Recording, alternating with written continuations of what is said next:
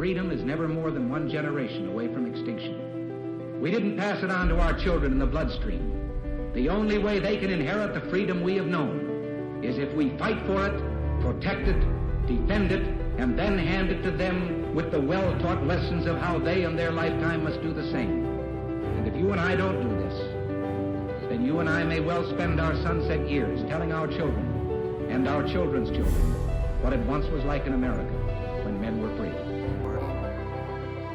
Welcome back, everyone, to Patriot Coalition Live. I'm Jason Morochek. Thanks for joining us today.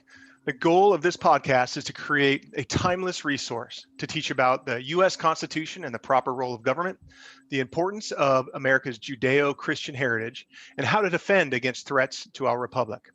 If you would like to send us your questions and comments, please send them to freedom@patriotcoalitionlive.com. That's freedom@patriotcoalitionlive.com. I'd love to hear what you enjoy about the podcast and how it has affected the way that you view liberty, our Constitution, and our country. Our sponsor this week is conservativeeconomy.com. So we now have a free speech alternative to Amazon, and that is conservativeeconomy.com. So why continue to spend your money with Amazon when they are canceling and censoring those who stand up for liberty? When you can spend your hard-earned money with freedom-loving companies who share your values and your principles. We have tons of companies to shop from with over 1,300 categories of products. Yeah, that's a lot. And there's more being added every week. So chances are you're going to find what you're looking for at conservativeeconomy.com. And if you shop at a business that you love and you think that that business would be a great fit at conservativeeconomy.com, go to our contact page and let us know. And if you own a business, go to the Sell Here link at the top of conservativeeconomy.com and tell us about your business. Again, that website is conservativeeconomy.com. Okay, well, let's get into today's episode. We are blessed to have with us today Glen Whitner again. He's joining us for a second week in the row, and it's going to be great to get his concept and his feedback on this topic. Morning, everyone. Let's have some fun with this. Yeah, welcome. So the title of today's episode is Article 1, Section 7, Passing Bills and Resolutions in Congress. So this is part 2 of a 2-part series on Article 1, Section 7, right? Because there's kind of two separate clauses. Well, there's 3 clauses, but they're 2 separate kind of topics in there. So as a really quick review, in Article 1, it's all about Congress. The Section 1 of Article 1 tells us that our legislature is bicameral, meaning that it's comprised of 2 different branches or chambers and is granted all lawmaking authority by the Constitution. Section 2 is about the House. Section 3 is about the Senate. Section 4 deals with the times, places, and manner of congressional elections. And Section 5 addresses how Congress may conduct business in each of their respective chambers. And then Section 6 deals with congressional pay and privileges. So if you missed any of these episodes, or if you didn't catch part 1 of 2 on Section 7, they're all archived for you along with our show notes on our website at patriotcoalitionlive.com.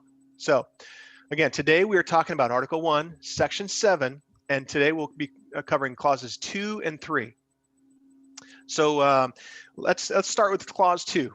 And I'm going to read right from the Constitution. It says, quote, "Every bill which shall have passed the House of Representatives and the Senate shall, before it becomes a law, be presented to the President of the United States." So that's the first part of it, right? And I stopped it there for a reason. We're going to go through this a little bit at a time because it's important that, they did speak a little bit different and wrote differently back then. And so it takes, a little bit, and sometimes it's easier to carve it up in pieces. So far, so good. This is telling us that after a bill is approved by both houses, both chambers of Congress, the House and the Senate, it must be sent to the president. Most of us probably remember that from our time in civics class. Or from that show, Schoolhouse Rock, or not Oh, yeah. Schoolhouse Rock, but A bill becomes a law. I'm just a bill, sitting on Capitol Hill. That was one of my favorite cartoons. Oh yeah, that was awesome. But actually, what it doesn't talk about is, when the House and the Senate, and it's one of the things we discussed in a different conversation, was a lot of people think it's just the House that comes up with the bills, then sends it to the Senate, and then sends it to the president. But actually, the Senate can come up with its own bill and then send it to the House. And if the House doesn't make any adjustments, then they send it to the president.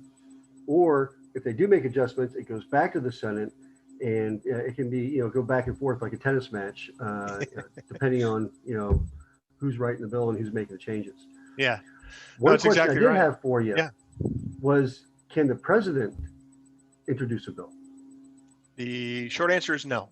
Okay. So the only way that a president would be able to even get his legislation into a bill is if he brings either a representative or a senator into the Oval Office, or goes to visit him, which is probably not likely, and says, hey, look, this is what I want. I'd like to have a bill written that says this.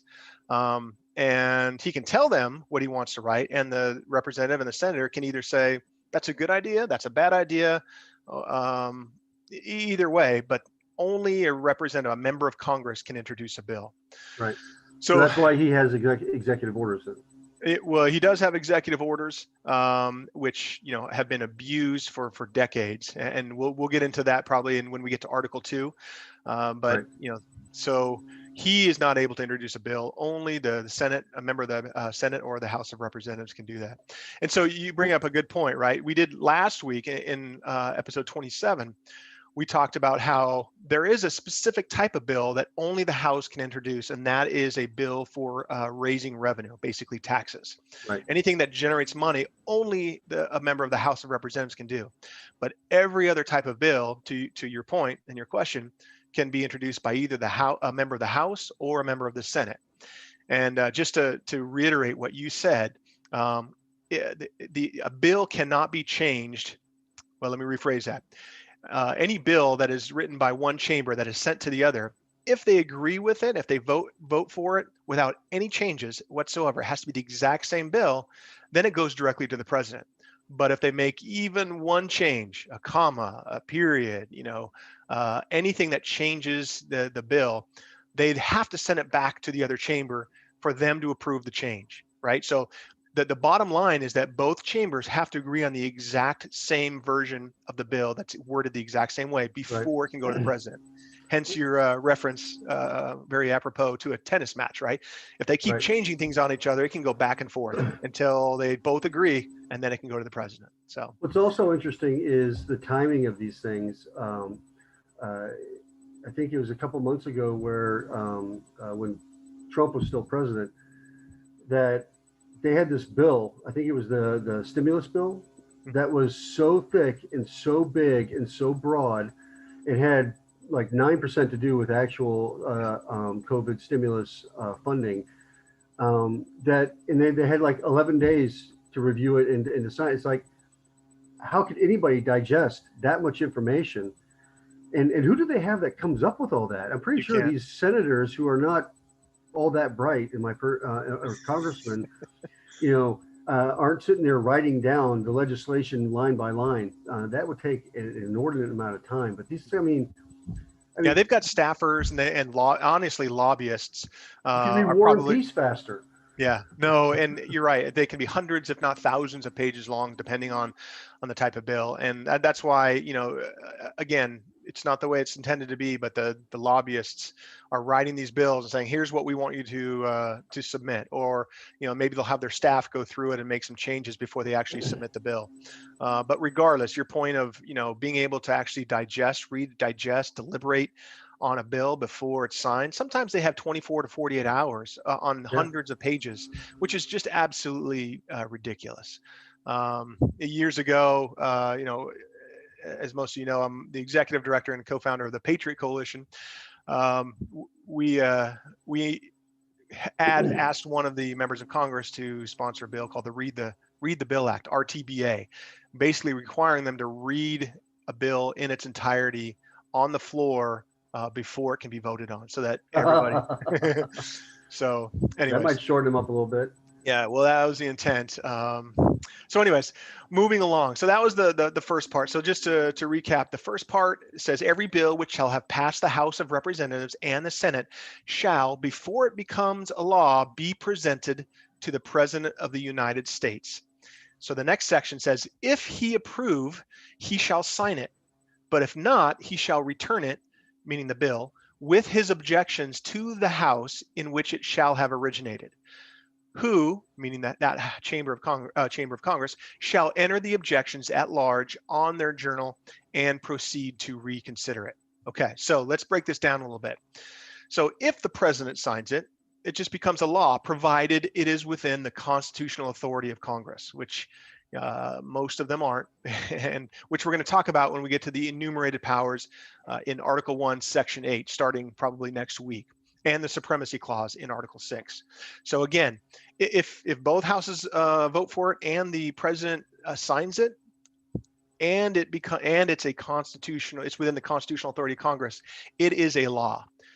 If it has nothing to do with the enumerated powers of Congress, and both House and Senate approve it, and the president signs it, it's what we call a unconstitutional enactment. Yes, it was enacted, but it's not law because it doesn't conform with the Constitution. So that's if he signs it. If the president doesn't sign it, the bill has to be sent back to the House, as we talked about, that authored it. So if the House authored the bill, sends it to the Senate, they approve it, it goes to the president and he does not sign it, he has to send it back to the House because they're the ones that authored it.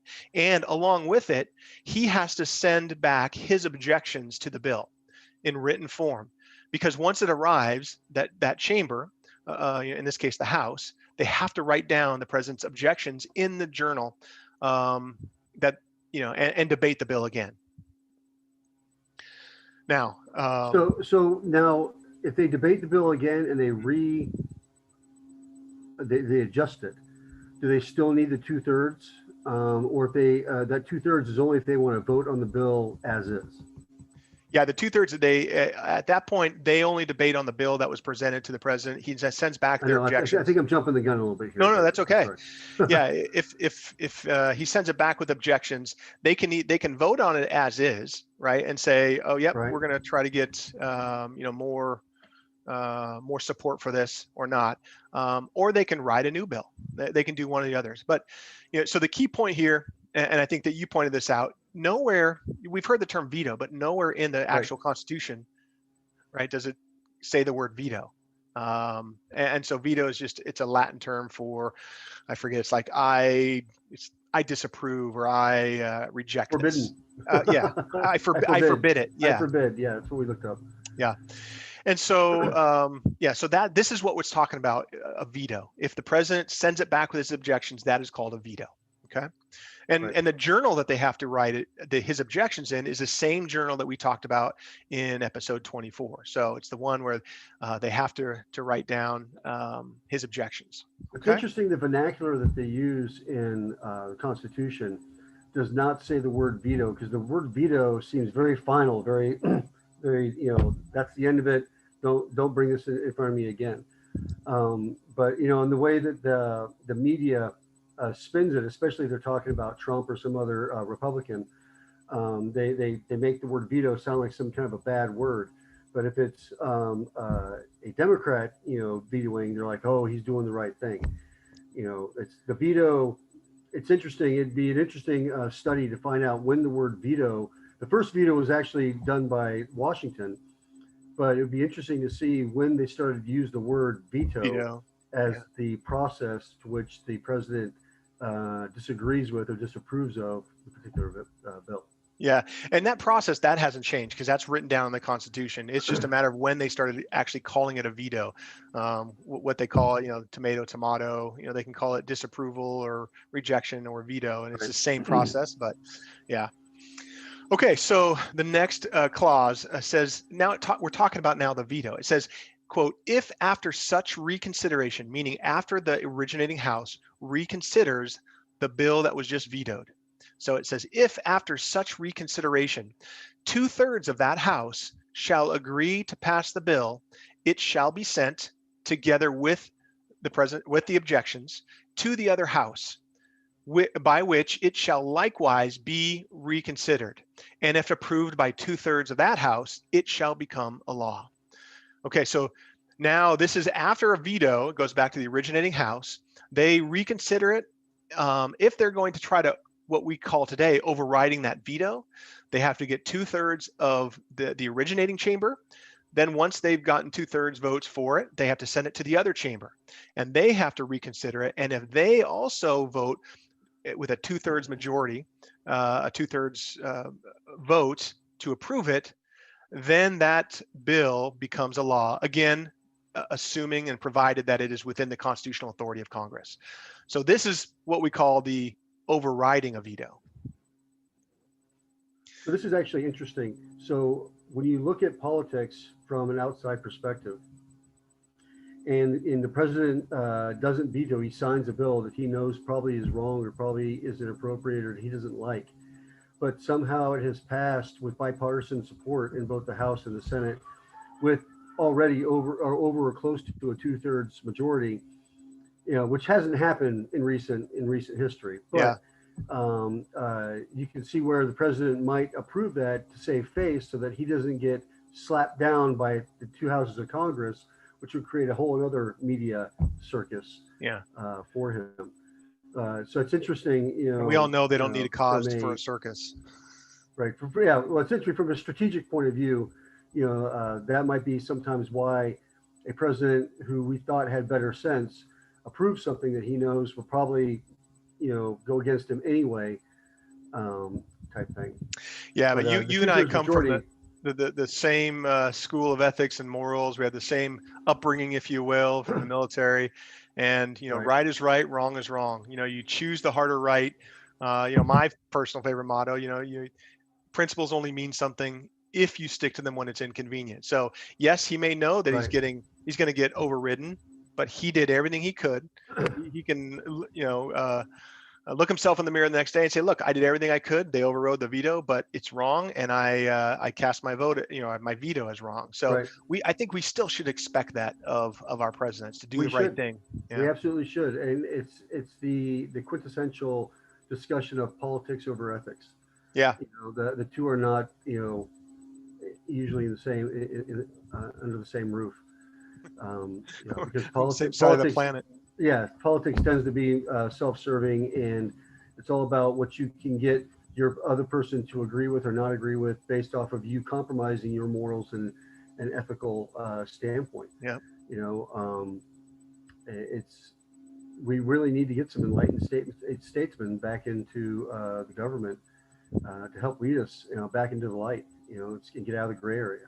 Totally agree. Yeah, it was, I think I may have mentioned this before, but it was, I think it was North Carolina's first governor, or at least one of the first, Zebulon Vance, who said, if you find that you have scoundrels and scalawags in Congress, you got to turn them out, and you got to keep turning them out until you send honorable men to Washington. Now that he was talking about, Congress, but the same goes for the president, et cetera. So was it Franklin who also said that you will not always have enlightened statesmen at the helm?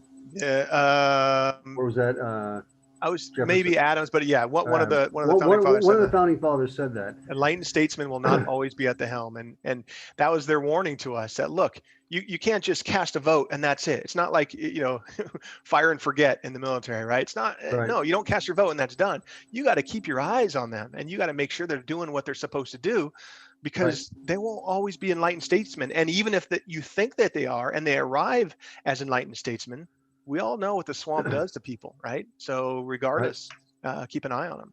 So back to my father-in-law has a theory, or not a theory, but this is what he believes, is that people start off enlightened. They don't get into politics because, well, some do because they want power, but most do get into politics because they want to, make a palpable change. But what happens is that you give away pieces of your soul every time you step up to the next level. So if you start at as the city council, and you are making compromises and backdoor deals, even though you're trying to do a good thing, you're still compromising your integrity and your belief system in order to do the good thing. Yep. It's like, robbing Peter to pay Paul. And what happens is, as you go from the council to the mayor to the city or city or state legislature, and then from there to the national scene, by the time you get to be a representative or a congressman, you've given away pieces of your soul to the point where there's nothing left, and you are basically beholden and owned by lobbyist parties that help you get into power. Yeah. Yeah. Which is one of the reasons why they were so fearful and so aggressive against Trump, I believe, because Trump paid for his own campaign and owed nobody anything. Right, beholden to no one. Yeah, Right. and that's why I've often said that. Look, you shouldn't compromise on your principles. You just shouldn't, right? If you're compromising on your principles, it's not a principle; it's a preference, right? Where Right. principle tells you what you should or you shouldn't do. It's only after you have determined based on your principles that you should or shouldn't do something that you can now compromise on the degree to which you might do that, right? Right. How much money should be given to this cause as opposed to should you do this cause? And that's where the compromise should happen. So it's a slippery slope as you point to. And I'll Well, say, what oh, would go be ahead. nice is if we could have some politicians that would come out and say, "Hey, look, I can't get this bill passed. I can't get this passed because this person over here said that if I don't do X, Y, and Z, which is unethical and immoral, that they're not going to pass this. So Let's I name want to get it names. passed, but this person is not allowing it to pass because they want me to compromise the ethics and the morals and the reason why you elected me."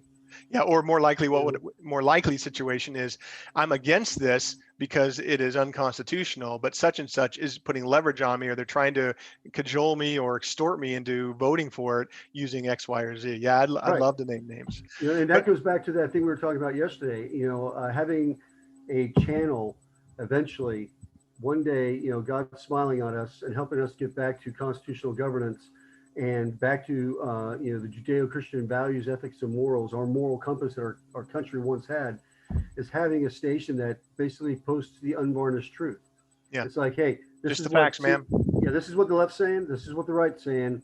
These are the facts. Yeah. Draw your own conclusions. Yep. Okay, this didn't pass not because this person hates this person or that person thinks that person's racist. It didn't pass because these lobbyist groups want this to happen in these areas, and if that doesn't happen, they're not going to support what we're trying to do. Right. And just let the American people make the decision, because that's really what our founding fathers wanted us to do, is as a people to govern ourselves. Yeah. Very, very well said.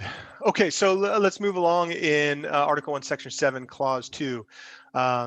Continuing on, it says, quote, but in all cases, all such cases, meaning the reconsideration of the votes to override a veto, but in all such cases, the votes of both houses shall be determined by yeas and nays, and the names of the persons voting for and against the bill shall be entered on the journal of each house respectively.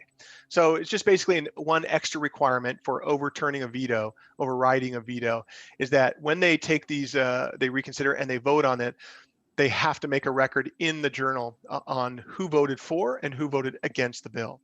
So I think that's good. Anytime you've got some transparency, that's key. Well, what would be great, and if we could get smaller bills, passed, Amen. Is getting the people of America to understand what their representatives are actually voting for. Most people don't do the research. It's not publicized. Hey, these are the senators that voted for this. These are the senators that voted against it, or these are the House representatives that voted for this or against. And this is what the bill says, and this is who it helps, and this is who it doesn't help. Yeah. This is, and being transparent. Like you said, transparency. The problem is you have a War and Peace bill that is so thick and so big and so convoluted that nobody could really understand what's in it. And then you have people voting for it because they've read sections of it they either agree or disagree with. And then when it actually passes or becomes a law or an enactment, an unconstitutional enactment, there's nothing we the people at that point can really do, and we don't really understand or know what was in it or how it's going to affect us in the long term. That's the kind of transparency that we should have. Yeah, I would say, yeah. So there is something we can do, and we will get into that. Again, it gets back to interposition. It's just essentially ignoring an unconstitutional enactment, but it takes elected officials. It takes your community to actually step up and and articulate why it's unconstitutional, and then say, here's what we're going to do about it. But Well, I agree with that. And I'm totally on board with that. What I'm trying to say is, if we have the transparency to inform, especially those people who are not well informed and they don't try to be informed, but they have if they had a place where they could get informed and say, hey, look, this is the bill, this is who voted for it, and drill it down into the local area and say, hey, look, your representative voted for this, and it's basically going to, mess up your life, your business, your world, because, well, they don't care about you. Or, hey, this bill has, $100 billion that's slated for the enemies of freedom all over the world. Yeah. Why are we funding people in the rest of the world? And when we are ourselves in debt, we're going in debt to fund people. Yeah. No, Why? and you make a great point. I think probably what we'll do in the upcoming series on Article 1, Section 8, because it will be a series, we're going to dig in pretty deep on it, because that's the crux of all the legislation that comes out. I think what we'll do is we'll do a segment. Part of that series will be on how to research bills, how to see what the justifications for the bills, at least in the House, are, how to find out who voted for them. I think we'll probably do some work on that. I'll be honest, I don't know how to do it. Yeah, I've never done it.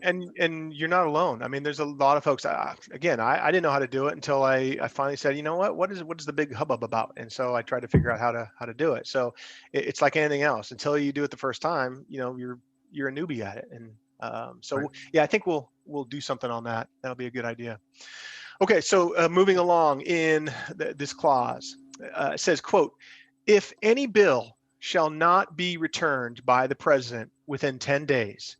So in other words, both houses have voted for it. It's sent to the president, but if he does nothing on it, it says, if any bill shall not be returned by the president within 10 days, Sundays accepted, after it shall have been presented to him, the same, meaning the bill, shall be a law in like manner as if he had signed it. And then there's an exception here. Unless the Congress, by their adjournment, prevent its return, in which case it shall not be a law.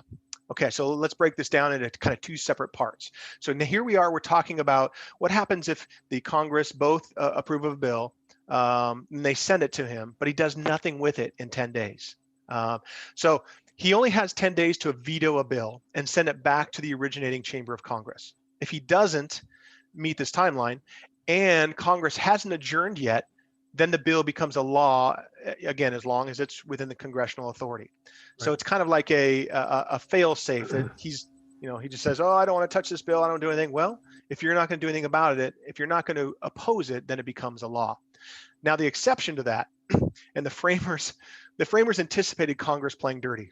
I know this is hard to imagine, but Congress, without this clause, Congress might wait until the end of a session of Congress and then pass a bill they know that will be vetoed, and then quickly, but instead of having it vetoed, they're going to quickly adjourn. So the president cannot return a vetoed bill to them because they're gone. And his objections, whatever his objections are. So this is why the framers allowed for what we now call this is what is called a pocket veto, because rather than sign it, he simply slips it into his pocket until the end of the congressional session. Right. So again, this is to prevent Congress from playing dirty. If they send it to him at the very end of Congress and they say, we're out of here, you can't veto this. No, it doesn't work that way. So and that's where, President Trump had the opportunity in December, the end of December, to do a pocket veto on that just ridiculously large stimulus package, that War and Peace book of garbage. Yeah. That was thrown up by the House and the Senate. He could have disapproved it. Yep. I mean, all the Republicans in the Senate were also under the gun, because it's like, why did you approve this? It's not constitutional. It has a whole bunch of stuff in there that is absolutely unnecessary for stimulus relief. But yet they went ahead and passed it and threw it onto the president's shoulders. Well, he had the opportunity to do that pocket veto. Yep. He could have just slipped in his pocket. That's it. He didn't take it. It was like, why? Why would you do that? So, I mean, and again, my my guess is, because there was, it was tied to all of the stimulus money, and heartstrings were pulling at him, and so forth. But again, it doesn't relieve him of his responsibility. The oath that he took, same one you and I did, support and defend the Constitution. You cannot support and defend the Constitution if you're violating it, right? And so it required a veto to do the right thing. Now, granted, he did a lot of awesome stuff. He did some great stuff for this nation.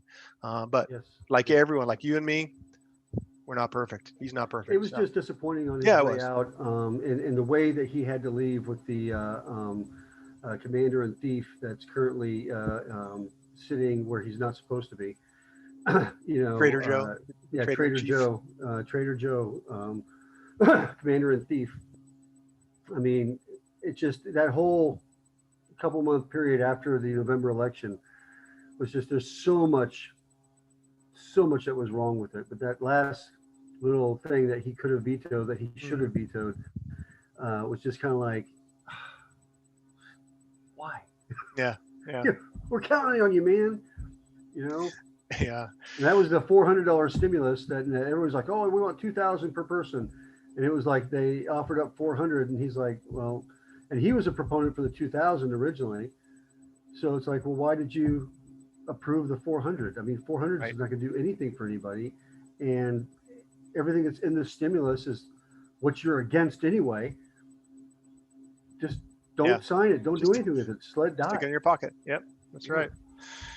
Okay, so the final clause in Article 1, Section 7, it's fairly long, but I'm going to read it in its entirety because it's almost a duplication of what we've talked about, and we'll talk about the difference. It says, quote, every order, resolution, or vote to which the concurrence of the Senate and House of Representatives may be necessary, except on a question of adjournment, shall be presented to the President of the United States, and before the same shall take effect, meaning the same order, resolution, or vote, it shall be approved by him, or being disapproved by him, shall be repassed by 2/3 of the Senate and House of Representatives, according to the rules and limitations prescribed in the case of a bill. So again, that's kind of long, but what this is saying is, in the last clause, it only said, in fact, it starts with if any bill, and it's very specific about the word bill. So then actually it was Madison, James Madison in the Constitutional Convention, who kind of realized, he's like, and he said, quote, if the negative of the president, meaning if the veto of the president was confined to bills only and not orders, resolutions, and votes, he says it would be evaded by acts under the form and name of resolutions, votes, etc. He proposed, Madison proposed to put in the words or resolve should be added after bill. So it was Madison's kind of thought that, look, if you just put bill in there, they're just going to say, oh no, we're going to call this a resolution and get around it. So again, the framers knew, trying to play dirty pool, and he knew that it would eventually happen. And the framers were wise to the ways of man, sinful man. And so this clause, all it does is it says, look, everything that applies to a bill applies to orders, resolutions, or vote in which the concurrence of the Senate and the House is necessary, with the exception, they said, of adjournment, right? So the House and the House and the Senate are solely responsible for when they adjourn, and so they accepted that. So that's all this does, is it applies the rules for a bill to orders, resolutions, or votes. Okay, so that covers both clauses, the last two clauses in Article 1, Section 7.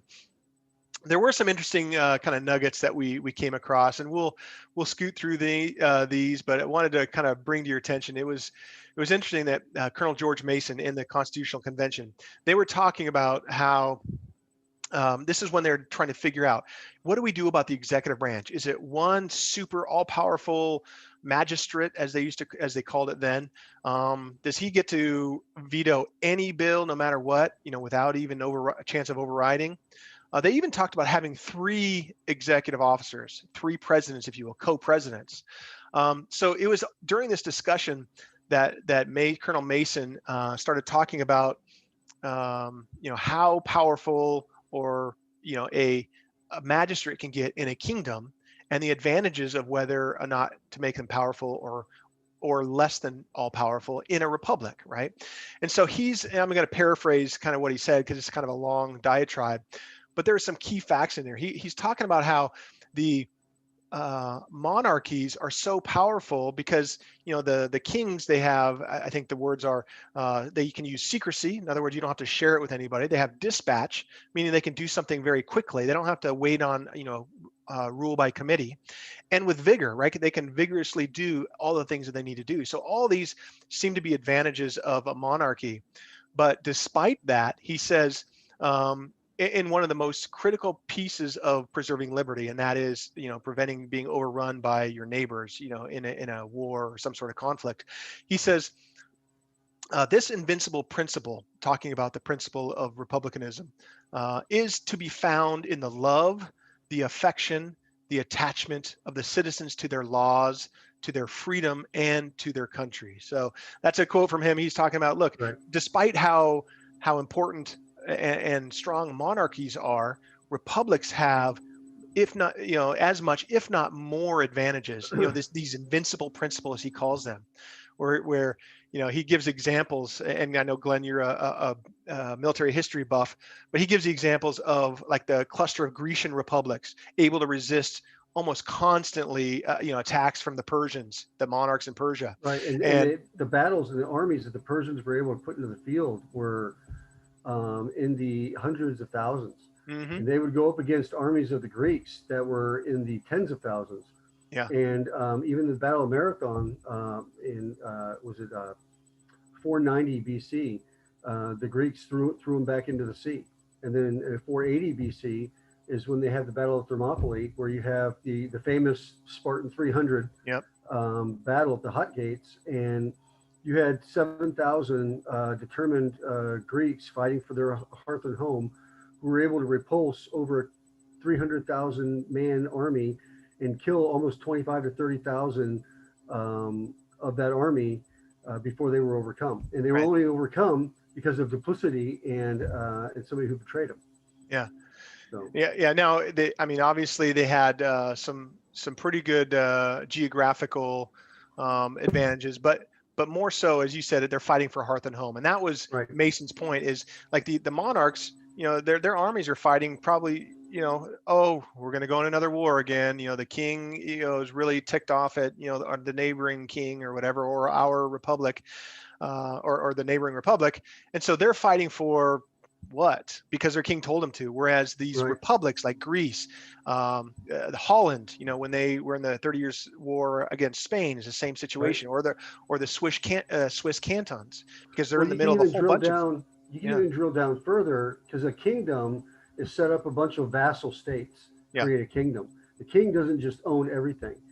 He has allegiance from his dukes, his barons, his earls, who all have their own section and people that they're responsible for. Mm-hmm. So when the king says, hey, look, I need an army, the people who are fighting for that baron will then follow the baron, who's now fighting for the king. And so the level of loyalty was very convoluted. Yeah. If you love the king, great, because you're fighting for the king. But the problem is that men die and they're replaced by lesser men. And eventually those kingdoms were being ruled by people who were not all that bright, kind of like Congress. But the bottom line is that their loyalty was not to the king, it was to their earl. And so it got real convoluted. When you had like the French Revolution, that changed the French's loyalty from being one of servitude to a vassal system to being patriotic. Yeah. It allowed them to follow Napoleon, and they fought harder because they're fighting for their home, they're fighting for their people, they're fighting for their country, and that love of country is almost a more powerful weapon than almost anything you can imagine. Yep. And actually, Colonel Mason, he finishes his little diatribe, his monologue, if you will, talking about in the late war, meaning the War of Independence. He says, without arms and without soldiers, without trade, money, or credit, in a manner destitute of all resources, but we must ascribe our success to this pervading, all-powerful principle. And as you said, to hearth and home, to Right. actually fighting for something you believe in. Okay, so we we thought, did. yeah, and we did. No, and we came out the pulled off victors. a miracle with God's grace. Yeah, that's right. Okay, so we just thought that would be an interesting for us to share with you. So getting into kind of our summary, Glenn, any final thoughts? One thing that we didn't touch on was the fact of the 2/3 majority in the Congress and the Senate. Yeah. Is that we've got to be careful. And as a conservative, I would love to have a conservative Congress, but then that creates other issues and other problems, because we never want to have one group or one people have so much power and authority that it basically negates the power of the president. That's right. So the reason why the 2/3 majority is in there is because our founding fathers knew there would rarely be anything that 2/3 of the gathered statesmen would agree upon and want to fight against. Right. Very few times have we had that overwhelming, and usually it's in time of warfare, when we're declaring war on Germany, or in 2001, when we were going to fight against Iraq and Afghanistan. Mm-hmm. Then you had overwhelming majority. I mean, hardly anybody disapproved. Right. Yeah, no, so you bring up a good point. It's important. I mean, it would be a dangerous thing, as much as we love our side of the fight. With the current crop that we have in Congress, I'm not sure I'd want either side to have a 2/3 majority. Right. Where somebody with maybe some common sense, if that's to be ascribed to a president, certainly not the current one, would be able to say, let's slow your roll, let's take a look at this, this is not a good idea, and be able to veto it without being able to have an easy overriding vote. So, and that's why it's so important to fix this election system that we have. Yep. Because we cannot allow these spikes like we saw in the Georgia elections for the senators and in the presidential election, where at the 11th hour, apparently it's now a commonplace thing where we stop an election, wait for fake votes to spike the thing up for the Democrats, so that they can pull out some amazing victory where initially they were being defeated. So, but fixing that election system so we have trust, faith, and confidence in our election system and our process is so important. And that's why with what's going on in Georgia and currently in Texas, talking about fixing our election programs is very important. Yep.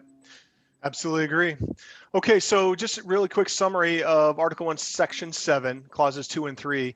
Essentially, they're making sure that there is a clear separation of powers, that horizontal separation of powers between branches of our central government. And so, obviously, the legislature has its job, and that's to write the bills. The president has his job. He can either approve it or disapprove it, but he at least has a say in saying, no, that's a dumb idea, it's unconstitutional. Or if he has, they have a great idea for a bill and he says, no, I don't want that. At least the Congress has the ability to override his veto. So it's a good way, it's a brilliant way to still separate those powers, but allow the process to continue. So that's what today was all about. So thank you so much for joining us today, Glenn. I appreciate you coming on the podcast again. It's always great. It's a fantastic discussion. Yeah. And go ahead. Well, I was just saying. So I'm going to go ahead and do a plug for conservative economy. Absolutely. And I'm going to speak from the heart. We all know that, and anybody who watches this and wants to know more about constitutional governance and wants to know about how to fix the problems that we see in our country. We know that a problem has come up with regards to the three-headed beast, right? The big business, big tech, and what's the third one? Mainstream media. Mainstream media. The constant lies that keep being thrown at us or hurled at us, and the power, the monetary power that they have and that they wield, basically indiscriminately. The only way to fight that is to create our own parallel economy as conservatives, as God-fearing Christians, and as men of principle. In order to do that, we have created a company called Conservative Economy, where you can come and spend your hard-earned dollars and take away that power and take away that influence from the three-headed beast. Yeah. So when you shop with us, you're shopping with a purpose, and you're shopping for a cause. We are a cause. We are not here to make money for ourselves. We're here to create something that will allow us to break free of the chains and the shackles that bind us from this three-headed monster that has risen up over the last decade. So at conservativeeconomy.com, you weaken those who mean to do us harm, and you empower freedom-loving companies, and you help us out, and you also help out this podcast. So please shop at conservativeeconomy.com. That's conservativeeconomy.com. Well said, brother. That is well said. I appreciate that. Okay, so if you're not already a regular subscriber, please subscribe to this podcast wherever you get your podcasts, at places like iHeartRadio, Spotify, and the like. And with that, thanks again, everyone. Really appreciate you tuning in, and we'll see you here next time. Amen.